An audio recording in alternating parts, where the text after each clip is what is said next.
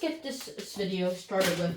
Today we have essential SAT vocabulary number 30.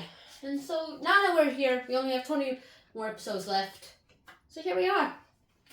Now here are the words that we have today. Languid, it's the first word, and it's an adjective. It means lacking the energy or the vitality, or like the vitality, like you're lacking the energy, like, and then you're so tired.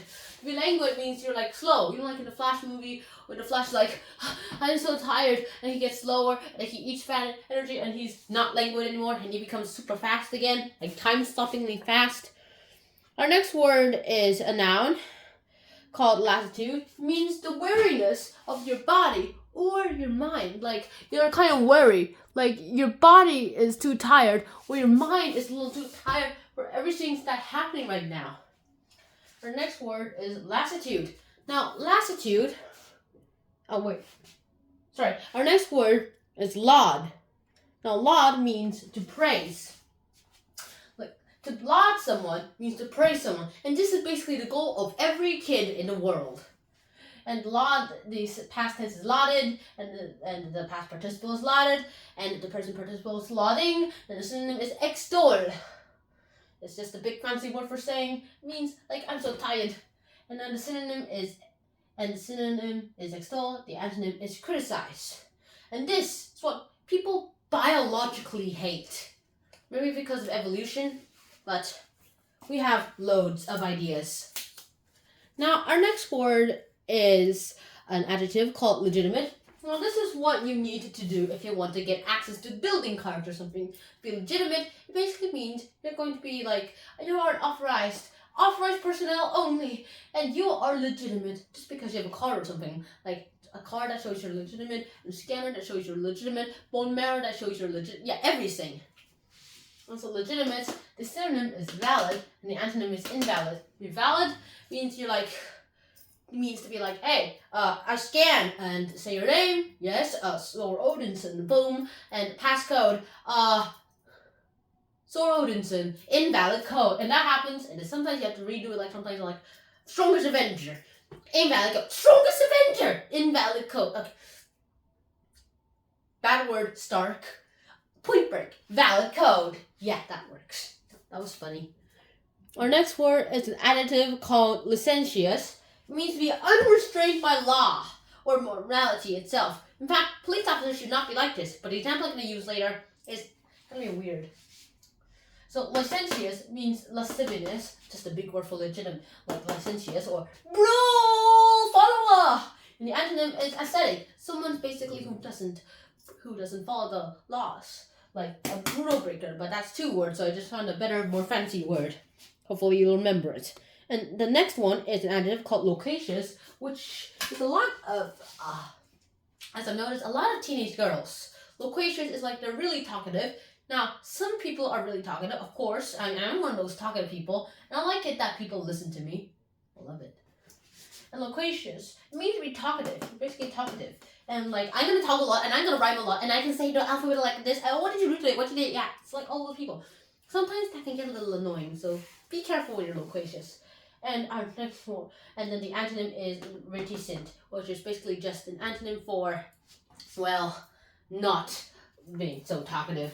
Our next word is malevolent. Malevolent is an adjective, and it means showing your ill will, or basically being evil. Malevolent means to be harmful, and to be harmful means you do not have any goodwill. And if you don't have any goodwill, you're basically having bad will, and that means you're an evil person. Kong the Conqueror! The Kong Dynasty. Dr. Doom. And now, our next word is mandate, which is a noun, and it basically means a command or an order by someone, usually a higher authority than you. Like a mandate from a company to a staff is like, from now on, I can only give you this. From now on, I can only give you that. And like all that stuff. Well, whilst the government is like, whole country, listen, this is a mandate. This is a drill. And that happens. And a mandate is basically an order, and there's nothing against an order except maybe an opinion or a second opinion, but that doesn't really count. Our next word is an adjective called marginal. It means not that very important. are like insignificant. It's an insignificant piece of the bigger universe. And then Doctor Strange, I just quoted Doctor Strange, Dr. Stephen Strange. That happens. And then, well, we found out that there are other quotes too. Maybe it's just coincidence. But then we find out we are not an insignificant part of the universe. Now, our last word is mediocrity. Now, mediocrity is a noun that means the state of being the average or very unremarkable, like very ordinary. Now, my friend would probably say, define ordinary, and like just ununiqueness. Define ununiqueness, not being unique. Define unique, one of a kind. Define okay. Yeah, I actually know what one of a kind is. How do you not know what one and kind mean? That happens. And mediocrity basically means you're kind of like the ordinariness of you. To have an ordinariness, if you're like gonna go Zenish and go like rituals and do Buddhism and meditation all day long during lunch times, then you're not gonna be ordinary. And then the antonym is excellence, because you need excellence here. And now that we're here, here's the last thing we're gonna say. SOHCAHTOA, SOHCAHTOA. Now, SOHCAHTOA is an easy thing. It basically stands for the three main functions that you're going to use in trigonometry. Trigonometry basically means the study of triangles, the relationships of their angles and sides and measurements.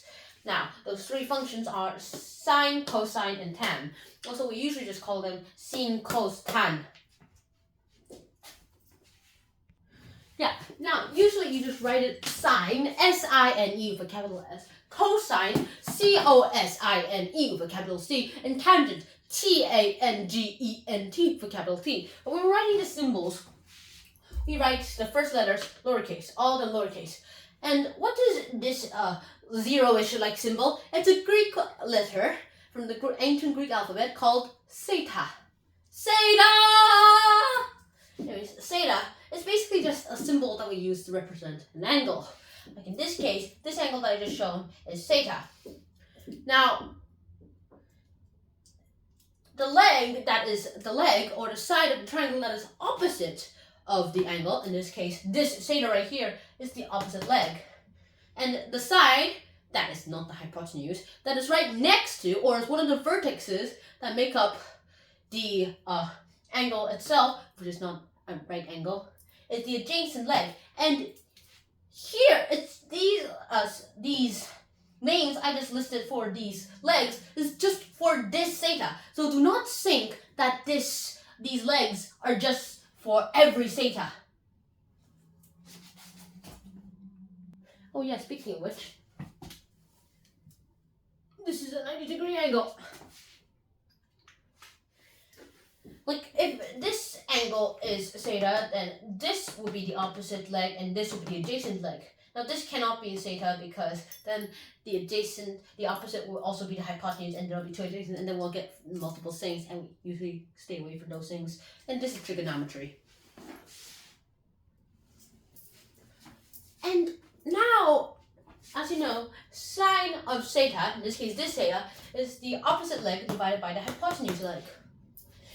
Cosine is the adjacent leg divided by the hypotenuse leg, and tangent is the opposite leg divided by the adjacent leg. And there are two ways to memorize it. Now, the first way is the more common method. SOHCAHTOA! SOHCAHTOA! Charlie Chaplin! Anyways, SOHCAHTOA, as you can already guess, S-C-T, these stand for sine, cosine, and tangent. What does the O-H, A-H, like the stand for? Well, here's what it stands for.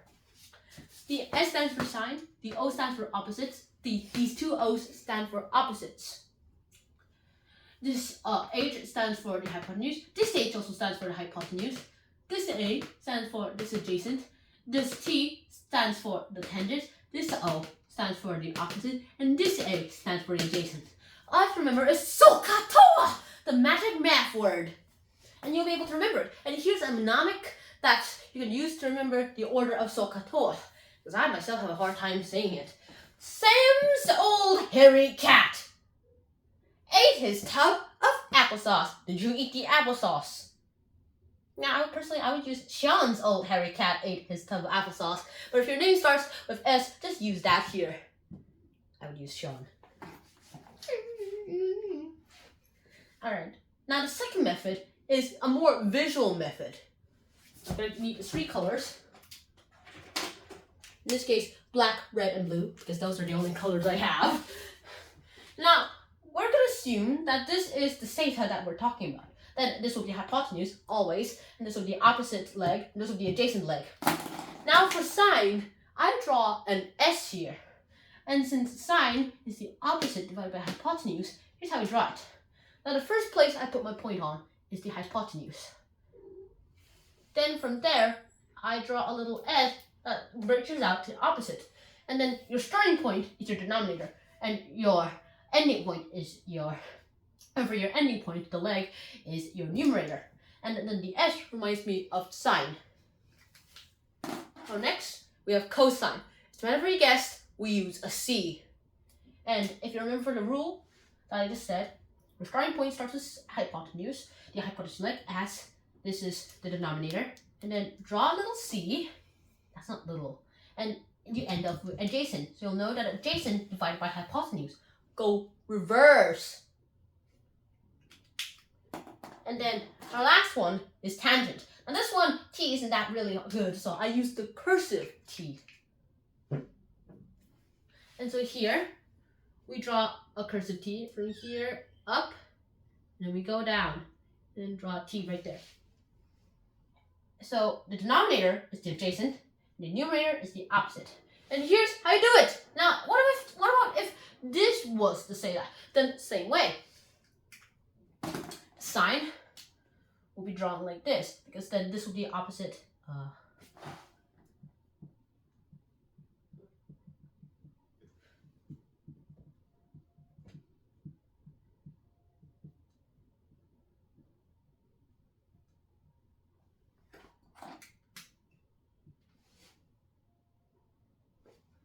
And from here, it will be like this. For this, it would be the opposite divided by the hypotenuse, so you would technically go like this. Also, personally, I would draw it like a 3. And then our cosine, and remember, it's the blue ones here. Hypotenuse, I didn't bother because it's the same. So here, it will be this. This is the theta, just to remind you. And our tangent, this is where it kind of gets messy.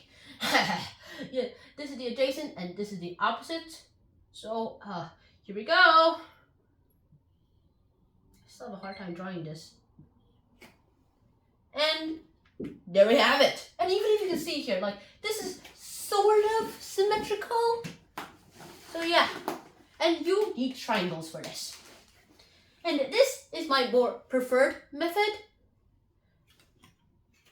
And when you're changing thetas, like this is said to be a theta, then I have a more better way. Like, it's in this method, but since this is theta, I want to make it like this, so that it will be in the corner. Then I switch it like this. Imagine in my head, switch it like this, and then you have the original sines, cosines, and tangents there. Instead of this, use this. When this is theta. If this is theta, just keep it there. Magic. If this is theta, then turn the theta to here. If this is theta, stay. Now, which method would you prefer? SOHCAHTOA is still a good method. I'm not criticizing it. This method is a more visual method, and I prefer it more. Quiz time! Sam's old hairy cat ate this tub of applesauce. Split, split, split. Alright, so I've already mixed this up a little bit. Let's mix it up again. Yay. Alright, let's start with legitimate. Now, do you have a legitimate passcode? Yes, it's a really strong one, and it is valid. Are you sure? Yes. Soren Odinson. Invalid code. See? Okay. You got me. Our next word is mandate. Coca-Cola now had a mandate saying you are not all Coca-Cola members cannot have any affiliations with Pepsi. If you have a brother with Pepsi, cut connections with him. Actually, don't do that. Don't do that. Yeah, Coca-Cola doesn't do that. Marginal, an adjective. Huh. The importance of that math discovery is not very important. It's very marginal if you kind of think about it. Our next word is mediocrity. This is a very mediocritical discovery, haven't you realized? It's not going to change much. 5-7 years later, someone used this insignificant discovery to do something significant. Our next word is SOHCAHTOA. What does SOHCAHTOA stand for, kids? Sam's old hairy cat ate his tub of applesauce. No, the math words. Oh. Sine, opposite, hypotenuse. Cosine, adjacent, hypotenuse. Tangent, opposite, adjacent. Very good, class. Our next word is malevolent. Why is Stanley Whiplash malevolent? Except for this episode when he was Mountie and Dudley Do-Right was malevolent. We have no idea. We need melodrama. Well, that's a good reason. Our next word is this verb called laud. Huh. Can you at least, once in your life, laud me, please? No, I will criticize you forever. No, please don't. Our next word is licentious. This licentious policeman chased women and broke his own laws. Our next word is an adjective called loquacious. I just realized that lots of teenagers are very loquacious, and the ones that aren't loquacious listen to the ones that are loquacious and respond very rarely. Our next word is languid. I am so languid. I am lacking energy. Eat. Real fast. Wait, this includes too much sugar. Last one, lassitude. Now, attitude kind of overcame us, so we decided we needed a nap.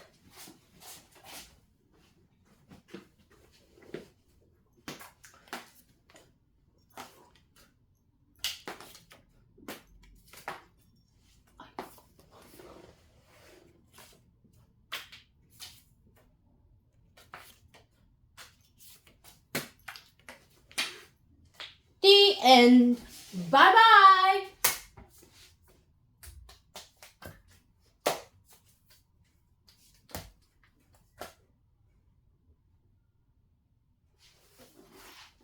Da da da da da da da da da da da da da da da da ba ba ba ba ba ba ba ba ba da. Bye bye.